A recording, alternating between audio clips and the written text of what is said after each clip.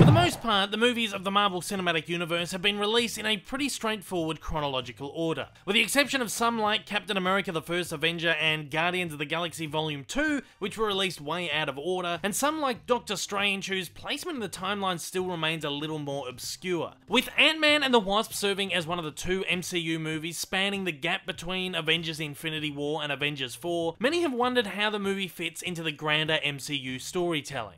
Before we continue, I do want to issue a very mild spoiler warning. I'm guessing most of those who wish to view this video probably haven't seen the movie yet, so I'm going to keep away from the major spoilers. But I will be discussing some specific moments and bits of dialogue from the movie, so if you're sensitive to such things, I suggest that maybe this video isn't for you. Okay, let's get into it.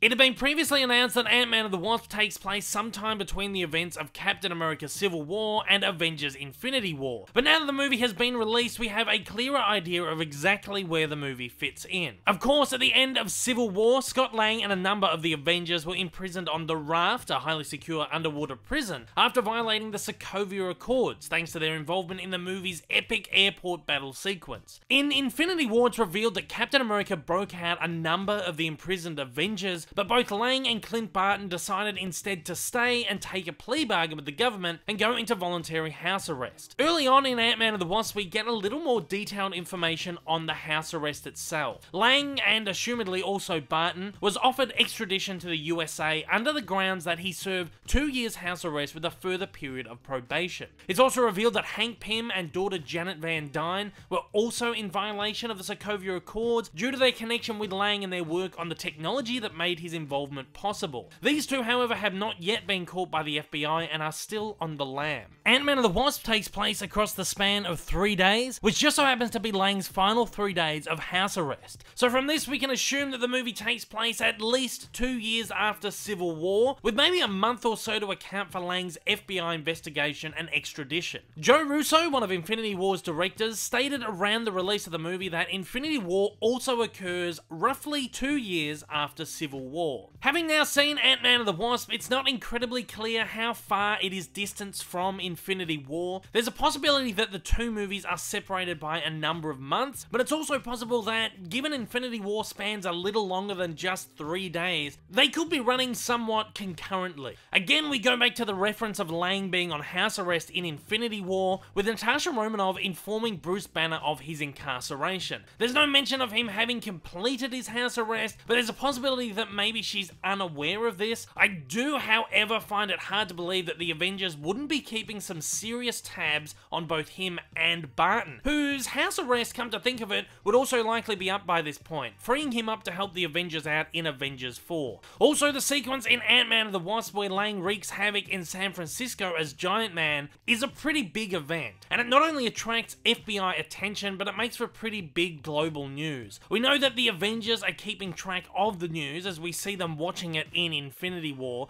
so again, I find it hard to believe that this event went under their radar. I could, however, just be nitpicking, of course, and this could either be something that Romanoff just didn't feel the need to mention, or it could just be one of those small narrative flaws that slip through the cracks every now and then. Regardless, it is pretty clear that Ant-Man and the Wasp and Infinity War are taking place only months, maybe days apart, or maybe even have a very slight overlap. Without being too spoilery, however, one of the movie's post-credit scenes does in fact bring us up to date in the timeline with a pretty clear Infinity War link. I have done a video about this already, so if you'd like all the juicy, spoilery goss on that one, you can head over to it now by clicking the link in the top right corner of your screen, or through the hyperlink at the end of the video. There's also some speculation in this one about how Ant-Man and the Wasp may factor into the upcoming Avengers 4. With this all said, there's some pretty clear links to the greater MCU in this movie. There's way more references to the events of Civil War than there are to Infinity War or Avengers 4. I particularly love the many references to the airport battle in Germany, and even the mention of the Sokovia Accords by Detective Jimmy Woo during the house arrest scene.